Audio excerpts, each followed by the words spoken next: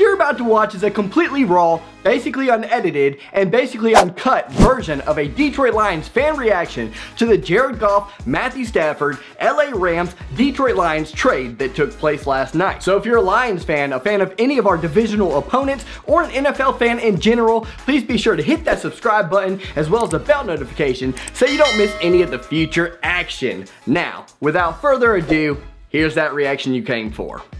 Enjoy. Woo! Matthew Stafford to the LA Rams. That means a lot for both the Rams and the Lions. Let's go ahead and get into it. We have no time to waste. Let's start with Matthew Stafford. Matthew Stafford absolutely hits a home run. I suggested he might go to the Saints, but at the end of the day, there was no way they were going to be able to compete with what turned out to be 2 first-round picks in the future, a third-round pick, and a former first overall pick. The LA Rams clearly had more to offer than the Saints, who were in a huge salary cap issue. They had more to offer than the Patriots, the Washington football team, the 49ers, the Colts, all those teams. Everybody who guessed that they were going to go to one of those teams, my guess was the Saints. We're absolutely wrong, and we're just as wrong as the other person. Not many people had them going to the Rams, so let's go ahead and stick with that. First and foremost, this is an entertainment channel, okay? It's not an informational channel, so I wasn't actually making a guess. I was just going off of a hunch for entertainment purposes. I like the fit of Matthew Stafford with the Saints. Now they're stuck with a guy who threw 30 interceptions the last time he was a starter. Saints unable to make a move because of salary cap hits, and now they're in trouble. But the Rams, for Stafford, absolutely he wins this. He goes to a Super Bowl contender, and more importantly, he goes to a team that has a great defense. No longer is he going to have to play from 14 points behind. No longer is he going to have to play with a bad offensive line. No longer is he going to have to snap the ball in obvious passing situations because he's always down and having to throw it through the air, and the running game is absolutely obsolete in Detroit over and over and over again. He doesn't have to deal with that anymore. Now he's going to have a stable, balanced offense that he can absolutely succeed in. Before people go all crazy though and say Stafford's numbers are going to be outrageous, I would argue that they're not, because the Rams have every opportunity to run the ball very well. I think they're going to be more of a balanced offense. That's exactly what they need there. This is going to be kind of old school football, to be honest with you, where the defense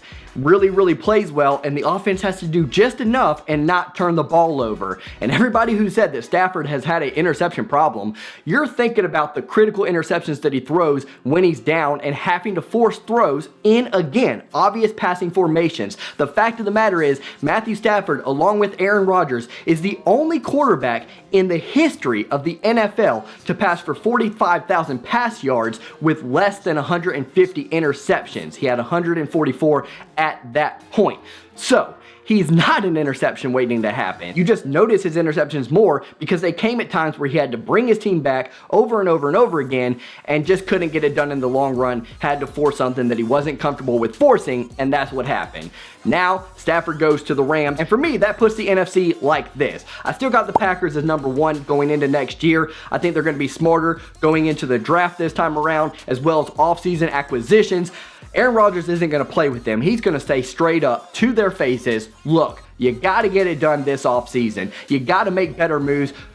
Why did you draft a quarterback last season? I needed help.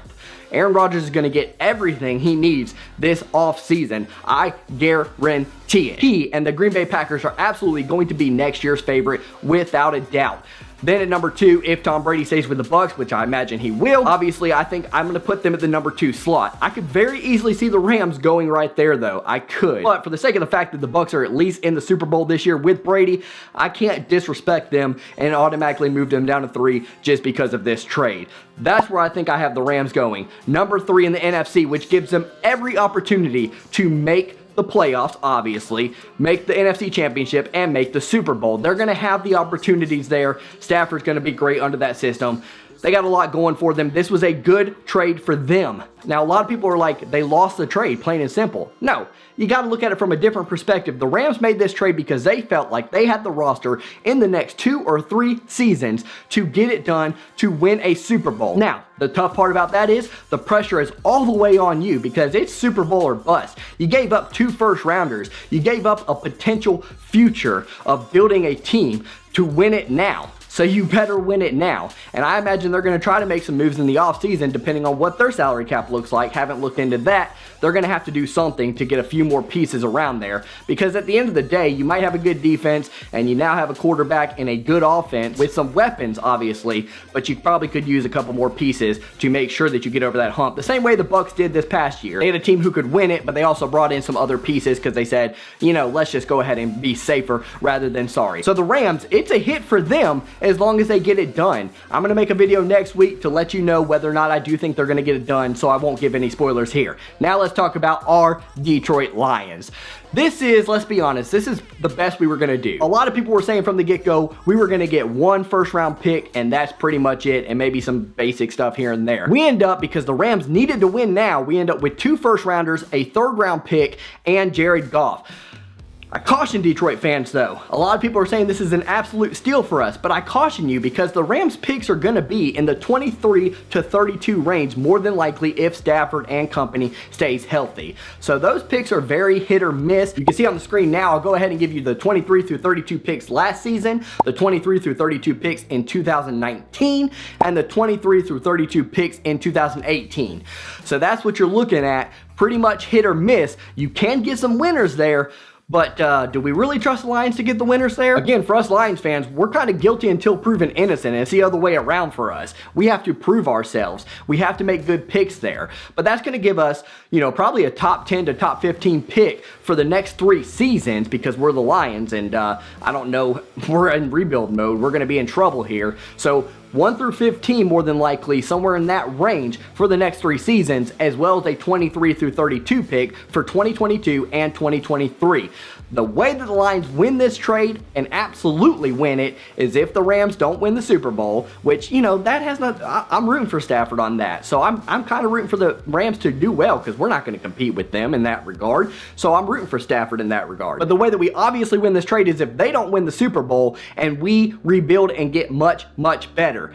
Here's my one big issue if you're a Lions fan with this trade. What do we do with Jared Goff? What do we actually do with him? Because if he plays okay or good, I got a sneaky suspicion that we're going to stick with him when it was a year where maybe we could take a flyer on Justin Fields if he ran down to 7th, and you really take a chance on a guy who could actually turn your team around with his ability. I'm not sure how I actually feel about Fields. I'm just saying that he definitely has a lot of upside to him to really turn the team around. My concern as a Lions fan is this is going to make us much, much better in the long run, but still in the midst of mediocrity or just better than that. If you're a Lions fan, you kind of want to see your team really take some chances. What do we want to do with the draft as a whole? I think we have to go defense, defense, defense, and more particularly with these picks over the next few years, I think we need to go front 7, front 7, front 7. And, you know, if there's an opportunity to get a good offensive guard or a good secondary player in that mix, you take them. But if we can keep Kenny Galladay healthy and in Detroit, and obviously we can keep Hawkinson and DeAndre Swift, and we're going to get some other acquisitions along the way at the wide receiver position, we should be relatively set on the offensive side of the ball.